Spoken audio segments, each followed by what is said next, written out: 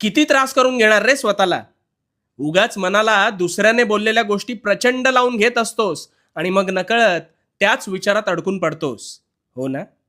आता या विचार संकटातून तुझी सुटका करतो बघ. एक गोष्ट ऐक.